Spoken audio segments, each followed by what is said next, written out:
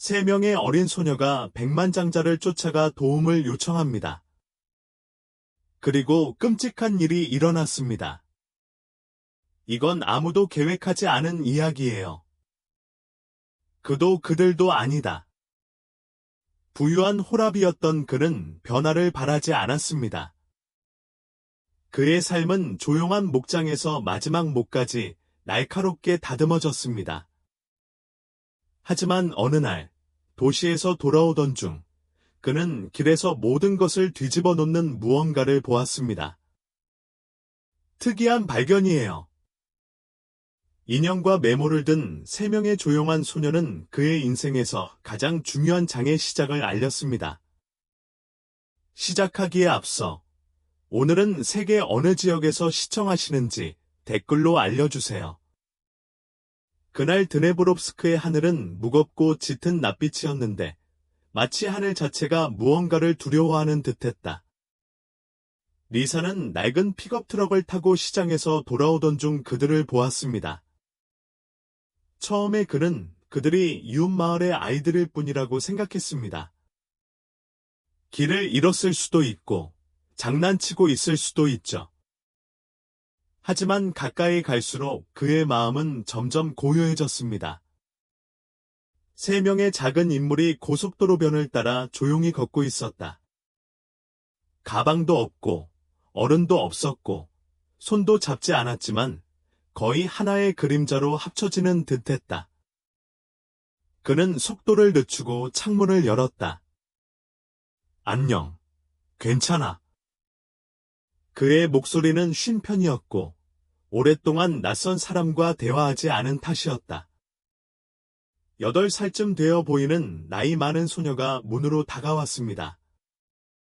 그녀의 손에는 마치 다른 시대의 것 같은 오래된 사소한 인형이 들려 있었습니다. 그녀는 창문을 통해 그에게 인형을 건넸다.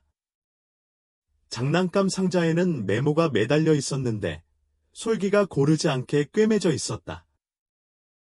그는 그것을 가져갔다. 돕다. 미경 씨는 매우 아프다. 우리는 무엇을 해야 할지 모릅니다.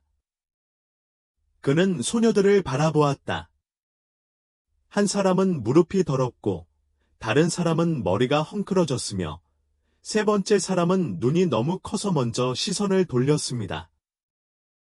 미경은 어디에 있나요? 그들은 조용히 앞을 가리켰다. 리사는 픽업 트럭의 문을 열었다. 앉으세요.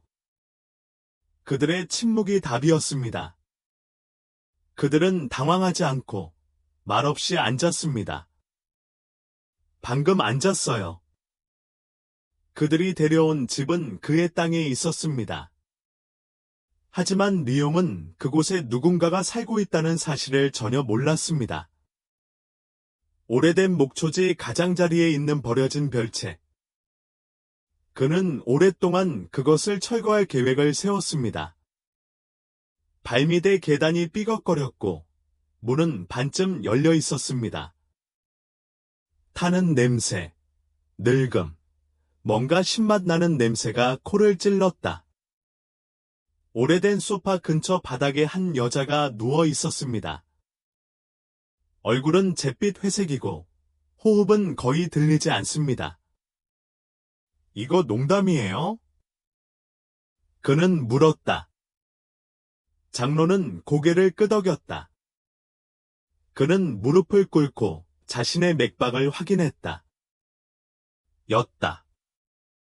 하지만 그는 간신히 구급차를 부르고 기다리지 않고 그 여자를 팔에 안고 차에 탔습니다. 소녀들은 서로를 껴안고 앉아 있었습니다. 응급실에서 그는 표준적인 질문을 받았다. 그는 누구인가요? 친척인가요? 그는 아이들을 얼마나 오랫동안 알고 있었나요? 나는 소녀들을 바라보았다. 방금 발견했어요. 그것은 사실이었습니다. 그리고 동시에 아니요. 나중에 피곤한 눈을 한 레베카라는 마른 여자 사회복지사가 보호소에 자리가 없어서 소녀들을 다른 집으로 보내야 할지도 모른다고 설명했을 때 잭슨의 마음속에 무언가가 끊어지는 듯한 느낌이 들었습니다. 아니요, 그는 말했다. 저는 그들에게 피난처를 제공하겠습니다. 레베카는 잠시 놀랐다. 밀러 씨, 이들은 새끼 고양이가 아니라 3명의 아이들입니다. 알겠습니다. 그는 앞을 똑바로 바라보았다. 공간과 고요함은 충분해요. 나중에 그가 차에 새로운 짐을 싣고 목장으로 들어갔을 때에도 소녀들은 여전히 아무 말도 하지 않았다. 가장 어린 소녀, 턱에 패치를 붙인 소녀만이 속삭였다. 우리 모두 같은 방에 들어갈 수 있을까요? 그는 고개를 끄덕였다. 그 자신도 모든 일이 어떻게 전개될지 몰랐다.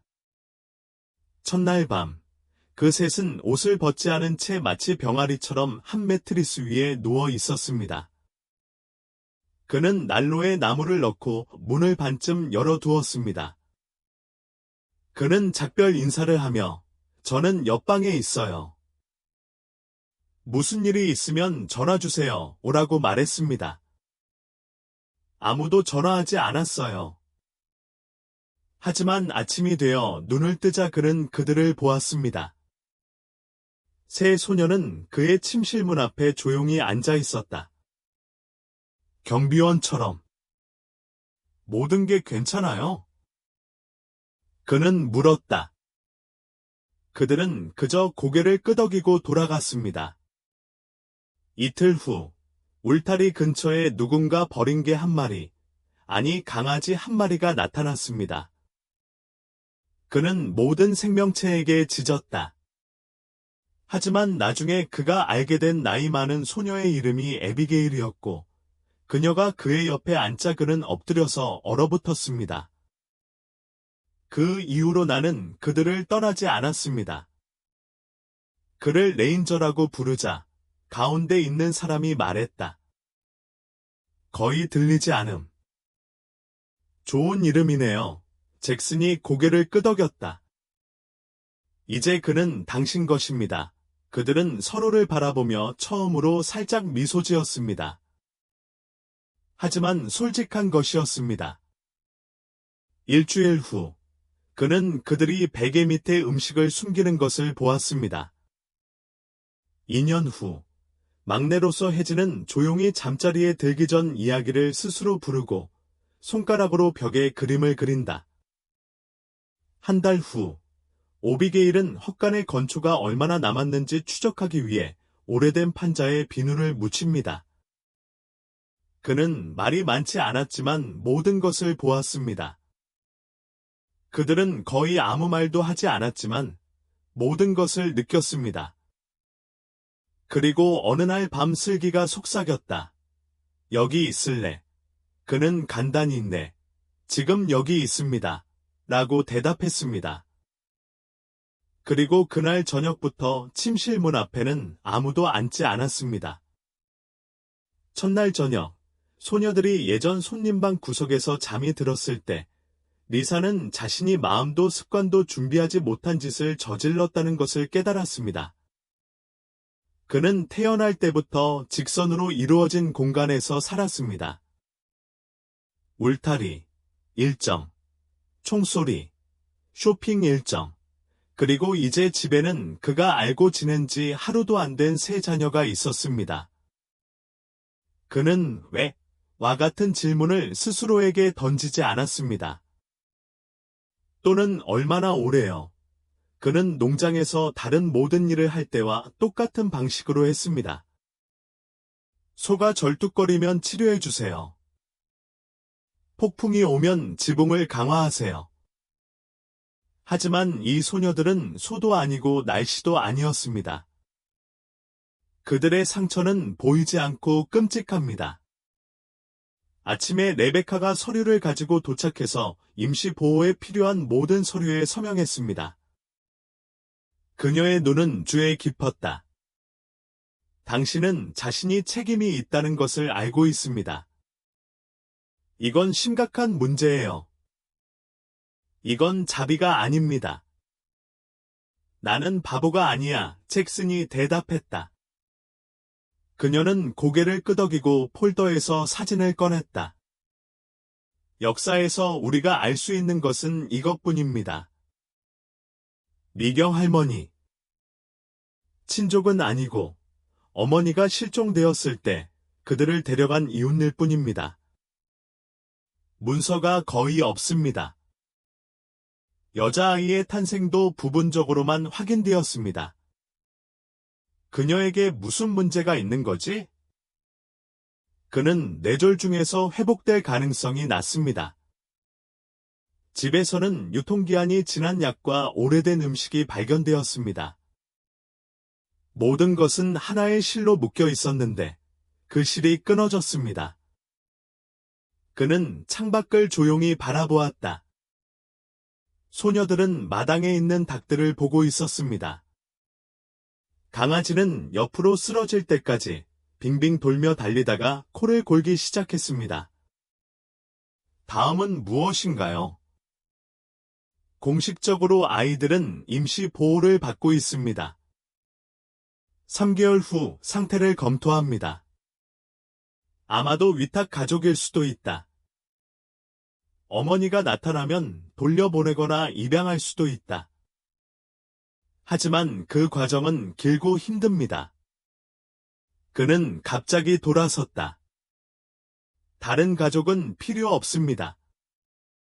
그들은 이미 모든 것을 잃었습니다. 레베카는 관심 있는 표정으로 그를 바라보았다. 지난번에 만났을 때와는 많이 달라졌죠. 그때는 당신이 조용하고 침울했어요. 지금은 3명의 자녀와 강아지 1마리가 있습니다.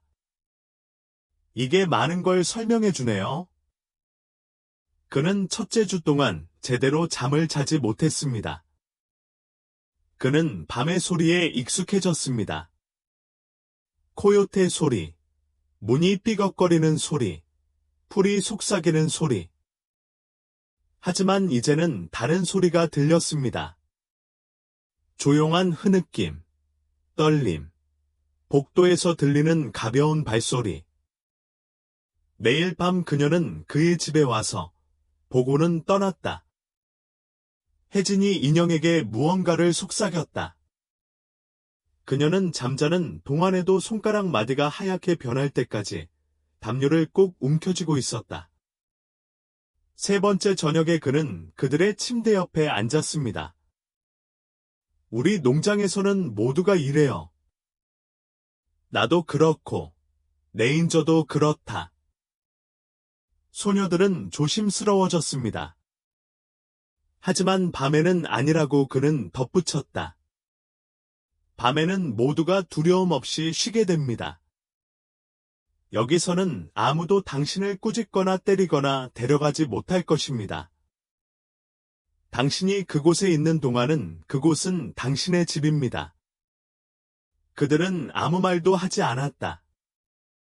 하지만 그 다음날 저녁에는 아무도 일어나지 않았습니다.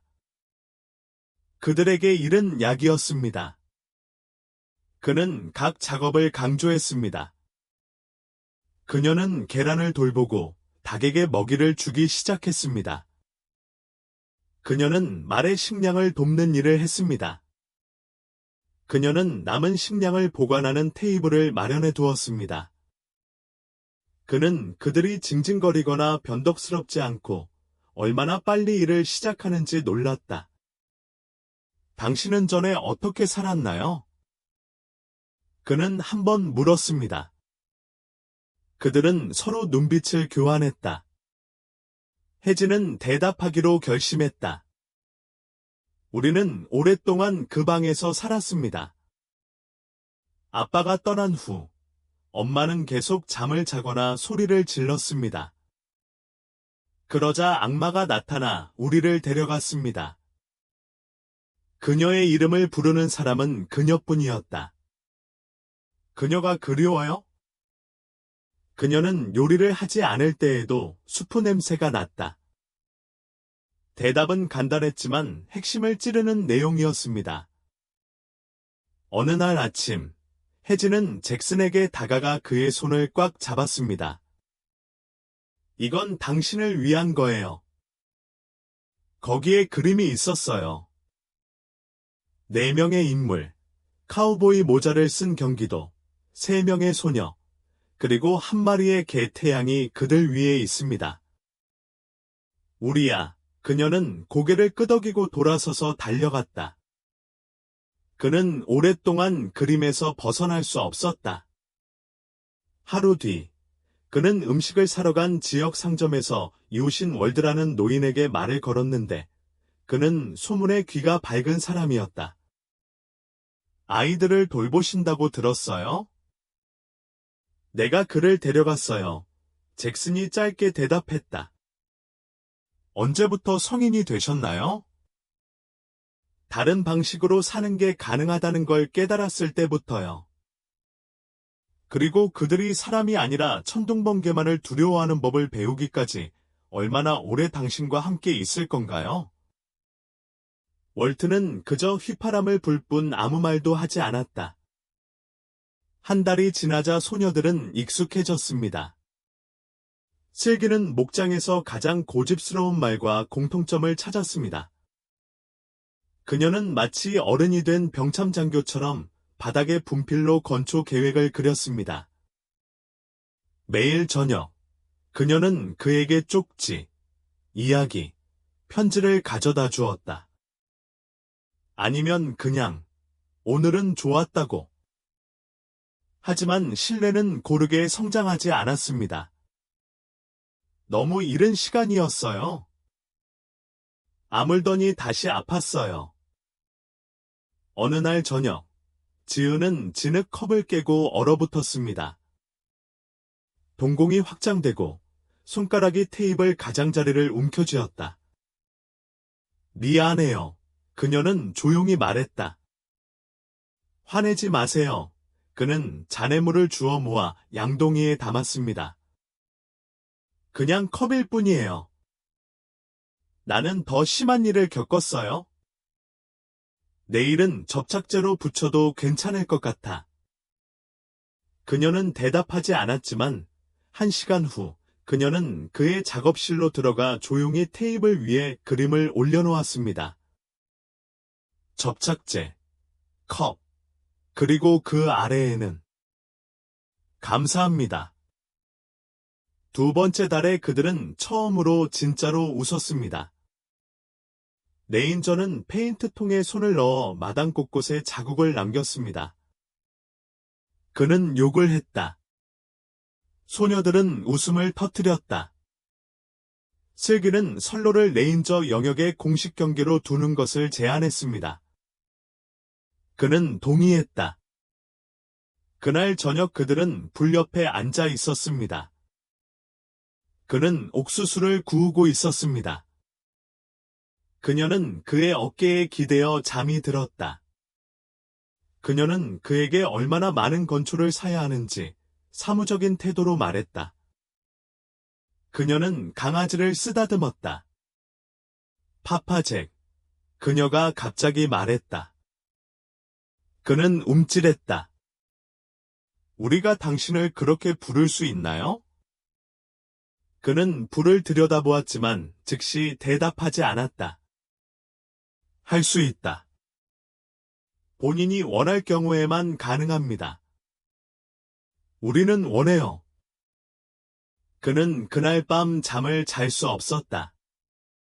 벽에는 바로 그 첫 번째 그림이 걸려 있었는데 4개의 인물이 있었어요. 이제 가족이에요. 그는 단지 머리 위에 지붕을 제공하는 것만으로는 충분하지 않다는 것을 알고 있었습니다. 그는 집을 짓는 것이 아니라 신뢰를 쌓는 것이었습니다. 그리고 이 일은 건초보다 힘들고 수학보다 더 중요합니다. 그리고 그는 이렇게 결정했습니다. 시스템, 사람, 법률을 원하는 만큼 복잡하게 두자. 하지만 그는 이 아이들이 더 이상 낭비되는 것을 내버려 두지 않을 것입니다. 때로는 집이 벽 때문에가 아니라 그 안에서 호흡하는 방식 때문에 집이 집답게 느껴지는 경우도 있습니다. 리사는 4주차에 이 사실을 알아차렸습니다. 공기가 달라졌고 경계심이 덜해졌습니다. 그는 소녀 중 한 명이 잠결에 웃는 소리를 들었습니다. 그것은 세상에서 가장 간단한 소리였고 가장 비싼 소리였습니다. 하지만 두려움은 영원히 사라지지 않았습니다. 그는 숨어서 그림자 속에 살며 바스락거리며 클릭 소리를 냈다.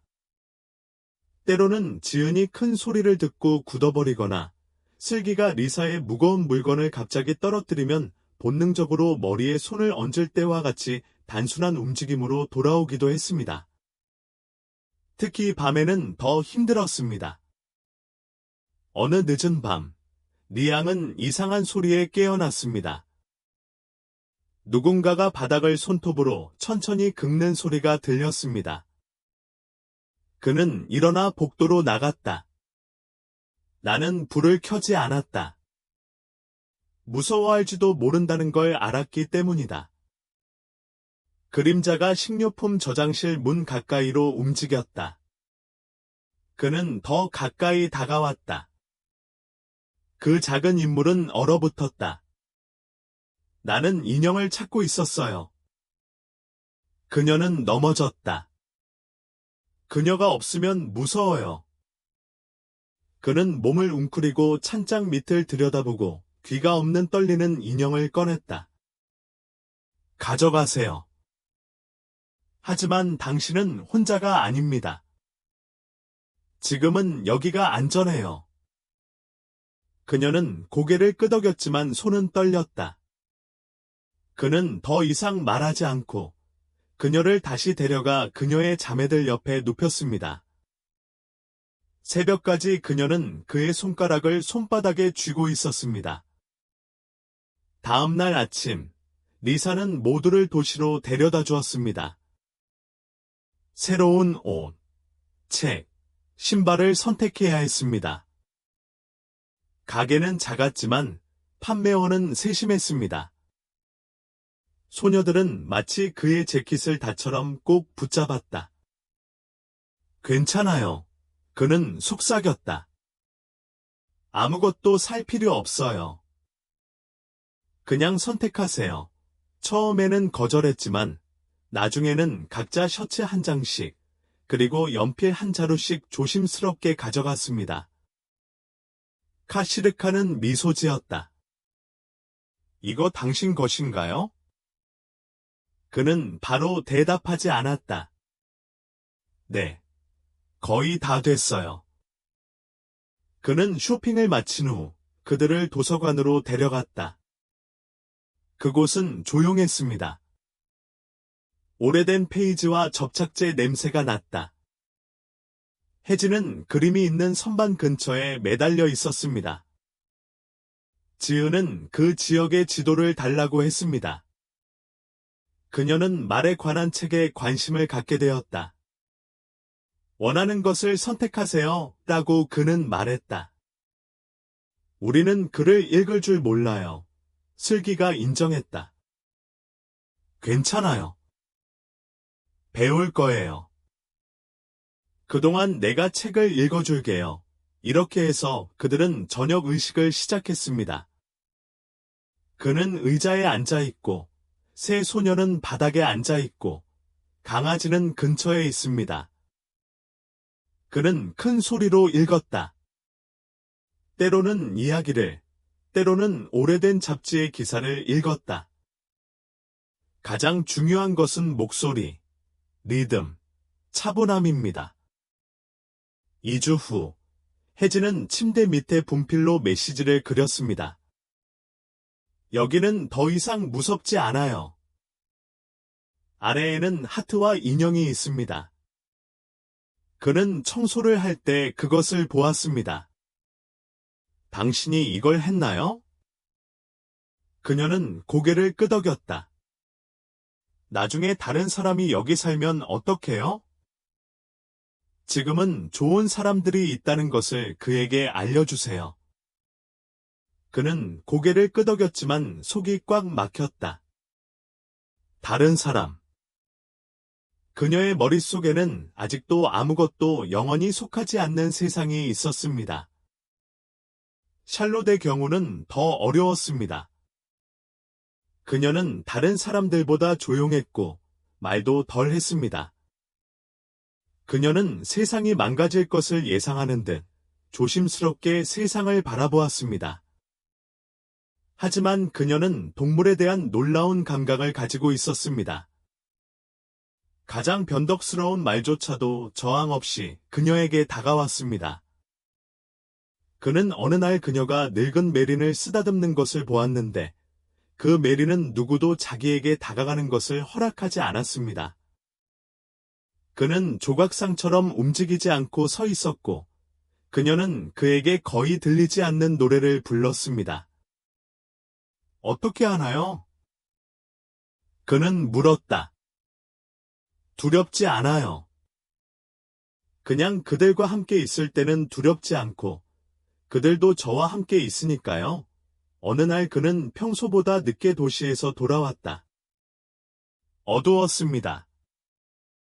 집은 조용했다. 계단도 없고 웃음소리도 없고 개 짖는 소리도 없습니다. 그는 달려 들어갔다. 소녀들은 방에 없었다. 심장이 더 빨리 뛰기 시작했습니다. 그때 헛간 문이 반쯤 열려있는 것을 보았습니다. 그가 문을 열자 안에는 촛불이 타고 있었고 소녀들은 건초 위에 앉아 있었습니다. 그들 앞에는 판지에 그려진 지도가 놓여 있습니다. 캡션: 우리의 세계. 초원, 닭장, 도서관, 주방이 있었습니다. 그리고 중앙에는 집이 그려진 원이 있고 제게 아빠가 여기 계십니다 라는 캡션이 적혀 있습니다. 여기서 뭘 하고 계세요? 그녀는 고개를 들었다. 우리는 세상이 다시 길을 잃을 경우를 대비해 세상을 만듭니다. 그는 그녀 옆에 조용히 앉았다. 무슨 말을 할 수 있나요? 밤에 그는 종이에 짧은 문구를 적어 지도에 붙였습니다. 이 세상은 어디에도 가지 않을 거예요. 약속해요. 아침에는 아무도 아무 말도 하지 않았습니다. 하지만 혜진은 그의 재킷 주머니에 쿠키를 남겨두었습니다. 집에서 만든 거라 조금 건조하지만 손으로 만든 음식이에요. 그들은 그가 이해할 수 있는 것보다 더 빨리 성장했습니다. 그의 나이에 따라서가 아니라 그의 마음에 따라서. 가끔씩 누군가가 그에게 자신이 누구인지 묻곤 했습니다. 그는 어떻게 대답해야 할지 몰랐다. 그는 그들의 아버지가 아니었고 우연히 구원자가 된 것도 아니었습니다. 그는 매일 그들과 함께 있었습니다. 가까운. 어느 날 저녁, 혜진이가 발을 딛고 잠들고 지은이가 노트에 음식 목록을 적고 있을 때 슬기가 다가와 조용히 물었다. 다시 우리를 데려가면 어떡해요? WF. 엄마. 아니면 다른 사람? 우리는 낯선 사람이야. 그는 그녀를 껴안았다. 그리고 무엇이 당신의 것이고 무엇이 다른 사람의 것인지를 결정하는 사람은 누구입니까? 그녀는 대답하지 않았다. 당신들은 모두 낯선 사람이 아닙니다. 당신이 여기에 있는 것은 우연이 아니며 앞으로도 계속 여기에 머물 것입니다. 그녀는 오랫동안 거기 앉아 그의 어깨에 얼굴을 묻었습니다. 두려움은 바로 사라지지 않습니다. 그는 다시 공격할 순간을 기다리며 숨어 있습니다. 하지만 모든 발걸음, 모든 따뜻한 저녁 식사, 모든 책, 모든 그림은 그가 물러나는 대로 향하는 한 걸음이었습니다. 이상하게 들릴지 모르지만 바로 그때 두려움의 한가운데서 새로운 희망이 자라기 시작했습니다. 작고, 완고하고, 활기차다. 그들은 목장에서 첫 번째 생일을 축하했습니다. 세 소녀 모두 같은 날짜의 생일을 맞았는데 미경이 오래된 노트에 적은 날짜와 똑같았습니다. 풍선도 없고 시끄러운 음악도 없고 손님도 없었지만 꿀파이와 촛불 3개, 심지어 직접 만든 종이 왕관까지 있었습니다. 그는 의자에 앉아 그들이 레인저와 어울려 노는 모습을 지켜보다가 갑자기 더 이상 문제가 생길 것 같지 않다는 것을 깨달았습니다. 나는 거의 멈출 뻔했지만 문제가 생겼습니다. 조용히, 아무런 경고도 없이 그는 결코 닫히지 않는 문을 통해 헛간에서 돌아오는 그녀를 보았다. 그 여자는 현관에 서 있었습니다. 값비싼 코트를 입고 머리를 똑바로 세우고 손에 담배를 들고 있었습니다.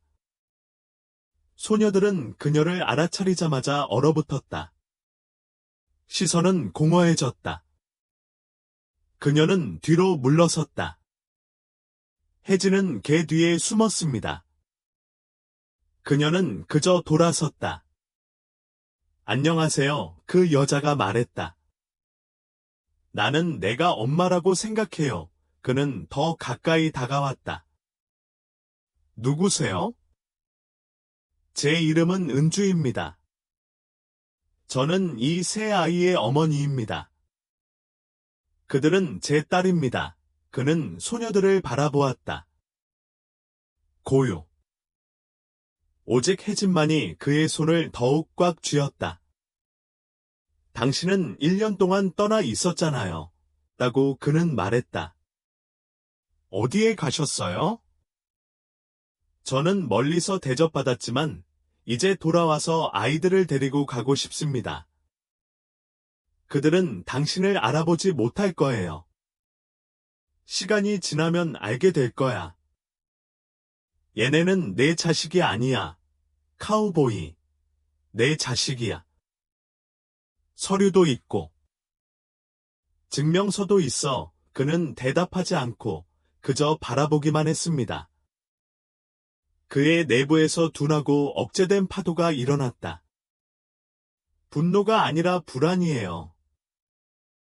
아내가 죽은 이후로 느껴보지 못했던 감정이었습니다. 다음 날 사회복지사는 그 여성이 친어머니라는 사실을 확인했습니다. 서류는 준비되었고 청구는 접수되었습니다. 재판은 2주 이내에 진행될 예정입니다. 그녀에게는 기회가 있어요. 레베카가 조용히 말했다. 특히 그녀가 치료를 받았고 집과 소득이 있다는 것을 보여준다면 더욱 그렇습니다. 법은 그녀 편이고 법원은 소녀의 편에 서서 판결할 것입니다. 그는 고개를 끄덕이고 행동하기 시작했습니다. 그는 시끄러운 변호사는 아니지만 정직한 변호사를 고용했습니다. 저는 해당 지역으로 가서 모든 증명서, 서류, 기록을 모았습니다. 나는 소녀들에게 독서를 가르쳐 주신 도서관 선생님께 참고문헌을 달라고 부탁했습니다. 저는 수의사, 이웃, 그리고 1년 동안 그들이 어떻게 변했는지 지켜본 사람들로부터 피드백을 받았습니다. 그는 이것은 단지 아이들을 위한 싸움이 아닙니다 라고 말했습니다. 이것은 옳은 일을 위한 싸움입니다. 그녀는 아무런 예고도 없이 재판 전날 나타나 비닐봉지를 든 술 취한 모습으로 현관으로 뛰쳐나와 나가 엄마가 왔어요. 라고 소리쳤습니다. 소식이 나왔습니다. 지금 당장 가. 내겐 권리가 있어. 돈도 있고. 그들이 널 좋아할 것 같아? 말과 흙만 가진 못생긴 호라비로군. 나는 그들의 어머니야. 내가 그들을 낳았지. 그런데 그들은 나를 버렸어. 편지도, 전화도 없이 텅 빈 방과 눈물만 남았지. 1년 감히 떠나지 마. 마지막으로 묻는다. 그녀는 그에게 맥주캔을 던지고 조인트를 피우고 다리를 절뚝거리며 나갔습니다. 레인저가 으르렁거렸다. 소녀들은 창가에 서 있었고 얼굴은 벽처럼 창백했다. 그녀는 속삭였다. 잭 아빠, 우리 그녀에게 가지 않을 거예요? 아니요, 그는 대답했다. 아무도 당신을 강요하지 못할 거예요. 재판은 3일째에 열렸습니다. 그녀는 변호사와 함께 드레스를 입고 잘 구성된 연설을 하며 고통, 치료, 새롭게 시작하려는 욕구, 그리고 울음에 대해 이야기했습니다. 그녀의 변호사는 주장했다. 어머니는 어머니입니다. 혈연관계가 가장 중요합니다. 피는 대체될 수 없습니다. 잭슨 측은 다른 이야기를 들려주었습니다. 의사들의 증언, 영양실조의 징후, 불안, 그를 만나기 전의 트라우마, 사진, 농장에서의 첫 겨울, 그림, 세계 지도, 메모가 적힌 노트, 사서의 증언. 소녀들은 책을 읽는데 그치지 않고 책과 함께 살아갑니다. 그들에게도 그 말씀이 주어졌어요. 아비게일이 말했다. 우리는 어머니를 기억하지 않아요. 오직 두려움과 어둠만 기억하죠. 그리고 잭과 함께 웃고, 함께 성장하고, 함께 성장해요. 우리는 물건이 아니라 그의 가족이에요. 그리고 떠나고 싶지 않아요. 판사는 양측의 말을 듣고 오랫동안 침묵한 후 말했다.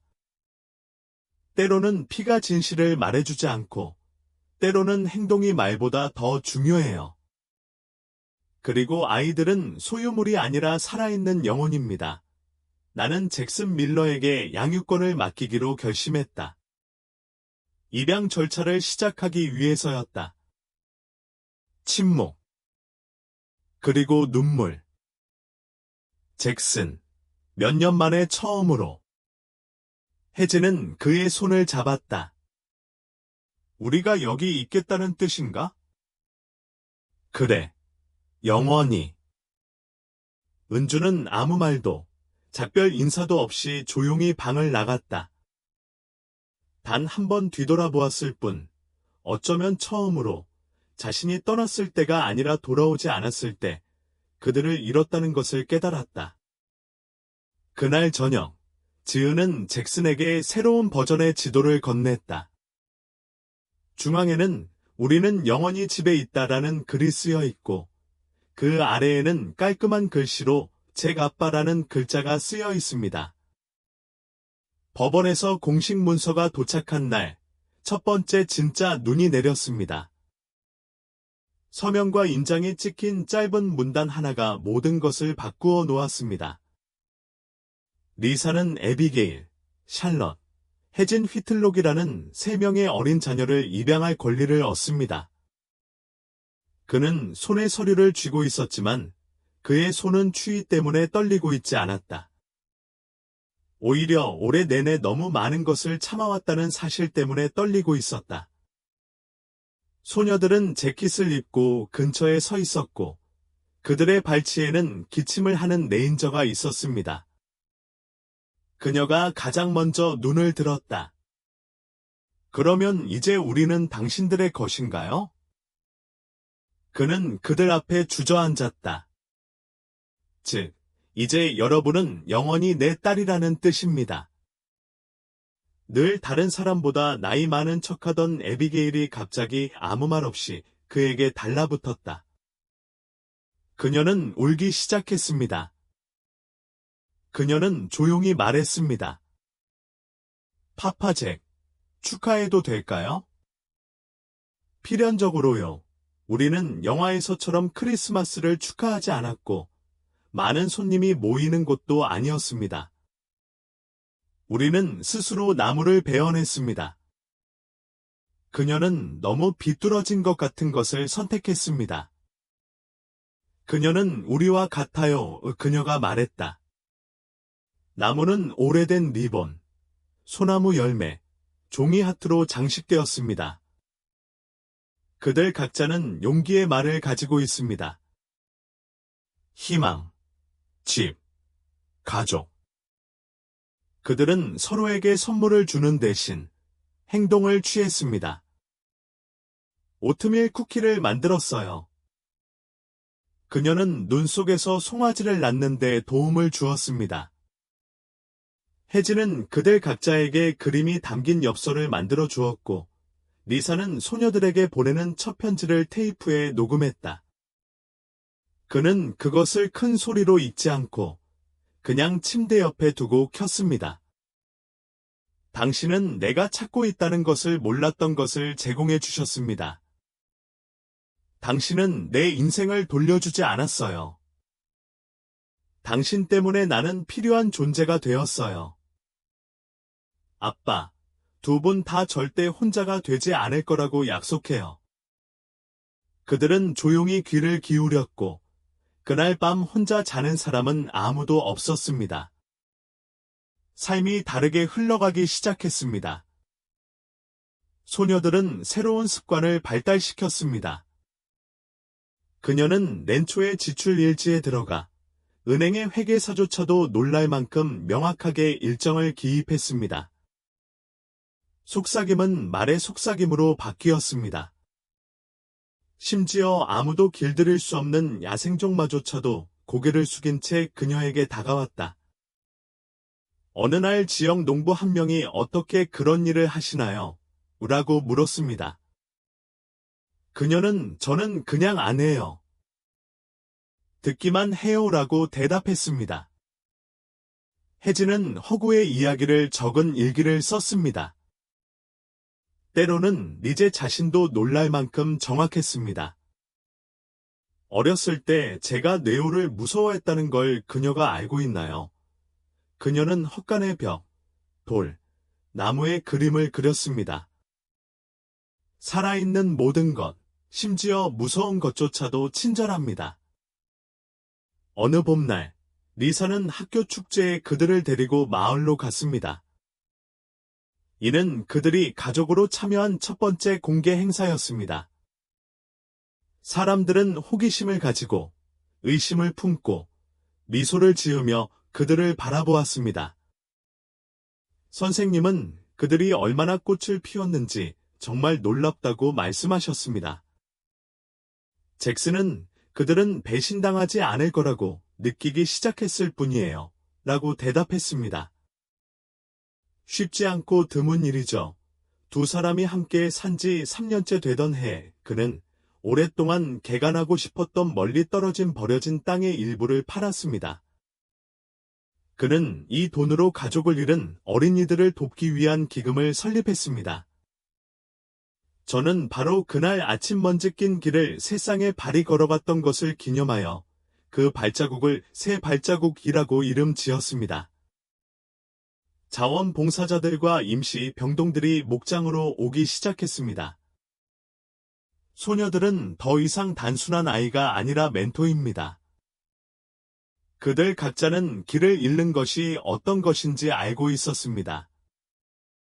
그리고 그들 각자는 돈으로 살 수 없는 것을 주는 법을 알고 있었습니다. 침묵과 인내심이죠.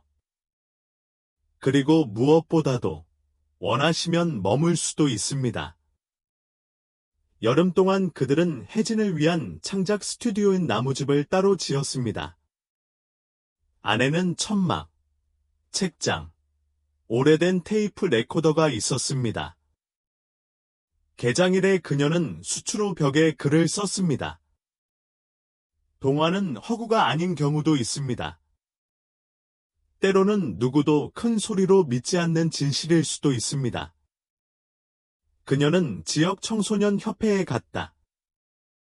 그녀는 의장으로 선출되었습니다. 슬기는 동물 치료에 참여하기 시작했습니다. 그녀는 개나 말을 무서워하는 아이들을 대상으로 수업을 가르쳤습니다. 혜진은 마을 클럽에서 작은 규모의 첫 전시회를 열었습니다. 그녀의 그림 중 하나에는 길 위에 있는 세 인물이 그려져 있습니다. 먼지, 태양, 그리고 모자를 쓰고 손을 뻗은 남자입니다. 캡션, 지나가지 않은 사람, 가끔 저녁에 리사는 현관에 앉아 레인저가 나비를 쫓고 있는 들판을 바라보곤 했는데 소녀들은 헛간에서 누가 불을 끄는 것을 잊었는지 논쟁하고 있었습니다. 그는 손에 차 한 잔을 들고 생각했다. 그는 많은 것을 잃었습니다. 아내, 평화, 평범한 삶을 잃었지만 비교할 수 없을 만큼 많은 것을 얻었습니다. 그는 더 이상 단순한 목장주가 아니었습니다. 그는 진짜 아버지가 되었습니다. 혈통도 아니고, 선택도 아니고, 고통도 아니고, 사랑도 아닙니다. 어느 날 밤, 이미 10대가 된 혜진이가 울타리를 수리하고 있는 그에게 다가와 옆에 앉아 오랫동안 아무 말도 하지 않았다. 잭 파파, 그때는 우리가 어떤지 몰랐을 거예요. 그렇죠. 그는 망치를 내려놓았다. 그럴 수도 있었지만 다행히 알아차렸어요. 그렇지 않다면요. 그는 하늘을 바라보았다. 다른 사람이라면 알아챘을지도 모르지만 제가 알아차린 것이 다행이에요. 그녀는 고개를 끄덕였다. 방문하지 않아서 고맙습니다. 그는 미소 지었다.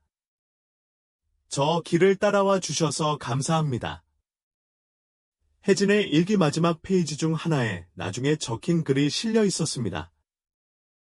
가장 큰 선물은 때로는 당신이 요청하는 선물이 아니라 당신이 그것이 필요하다는 것을 잊었을 때 발견되는 선물입니다.